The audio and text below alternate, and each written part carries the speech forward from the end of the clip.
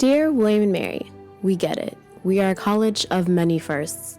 Chartered in 1693, we are the first established American university, the first to have an established honor code, the first to establish a college fraternity, and much more. We are innovative, we are intelligent, we are athletic, and we are creative. We are the best public university in the state of Virginia and are considered a national public Ivy. Our students are the top 10% of their graduating classes. While this may all sound great on paper, in reality, we still have much to overcome. Many people have found a home here at William & Mary, but what does one tribe, one family mean to those of us who feel marginalized in this community? From offensive party themes to our white and non-black counterparts dropping the N-word, we have real problems here that are being brushed upon. We sweep racist, homophobic remarks under the rug.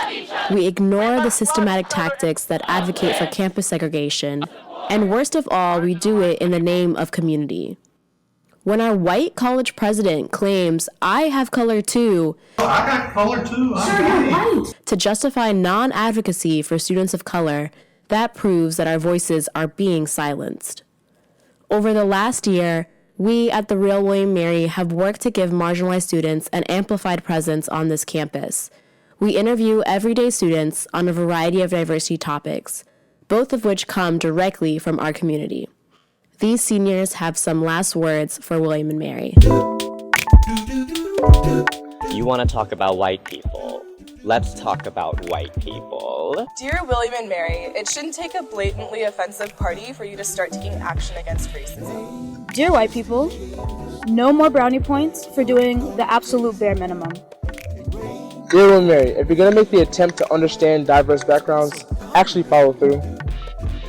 Dear white people, just because you took one Africana Studies class does not make you woke or does not make you a African American, historian. Dear white people, not your token. Dear white people, don't champion diversity if you actually don't care about it.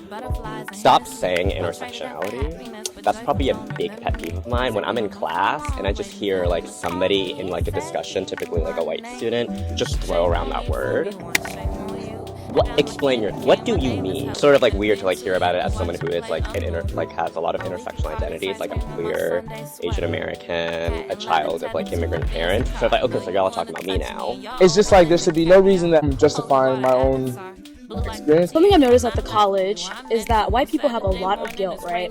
And they feel really bad for something that happened hundreds of years ago, and they'll cry about it, and then they'll watch, a video, they'll share it, and they'll feel all these feelings. And I'm like, wow, but where are you at the meetings? Where are you at the events? Where are you in the classes? I'm seeing a lot of tears, but no action. And so to my white people out here, your tears aren't doing anything. Honestly, I need to hear a lot more what can I do to help, and a lot less I'm sorry, or I need a lot more what can I do for you, and a lot less of wow, it must be really hard to be black. I freaking know, I woke up in this skin, I know it's hard to be black. You don't have to tell me that. I don't think you understand what it feels like to be the only one of that looks like you in a predominantly white space, and to hear things oh, well, there's another person of color. You'll be fine, don't worry. It's really disheartening to hear. We love to say we're inclusive. We love to say that we're built on diversity, but we're not. This isn't something that we actually care about when it comes down to it. We love to run every spring in our essay campaigns and run on diversity and run on making this a more inclusive place.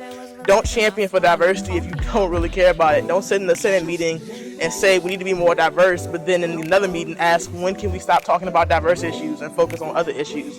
Diversity is pretty much at the core of a lot of different issues that we see here at the college, and if we don't address it, if we don't address our history with it, then there's no way that we can possibly move on and progress. Dear white people at William and Mary, it shouldn't be the responsibility of students of color to fix the institution's problem. I know the CSD does a lot, and that's great, but I feel it is still heavily underfunded, heavily understaffed. So it's how is it only the students that are expected to do all of this with no administrative help, with no financial help, things of that sort? They're expecting us to be able to spin all of these goddamn plates all at once, yet where's the support? And then when we leave, it's these conversations end. So what the fuck? It's pretty ridiculous that so many of the programs here in terms of ethnic studies, particularly Africana studies and APIA studies, have continued to not get funded. This literally means that William and Mary is over 50 years behind the rest of the curve. I find it so interesting when people will take one class of Africana studies and then can lecture me on the new Jim Crow or Black life. as if I haven't lived it for the past 22 years. So like taking those classes are important, and yes,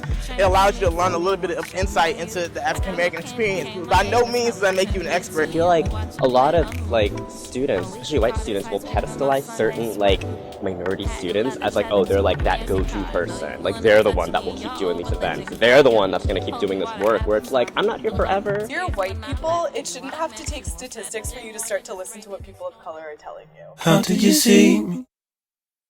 How do you love me? Dear William and Mary, we have problems. Dear white people at William and Mary, do better.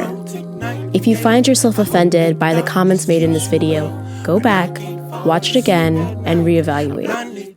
Calling white people out for their offensive actions does not mean we hate all white people, nor are we just complaining. What we are doing is something much more simple: holding others accountable. We are working to educate the next generation of leaders, entrepreneurs, lawyers, scientists, entertainers, and more. We are working to better our local and national community. We are working to help make the world a better place. Now you need to do your part.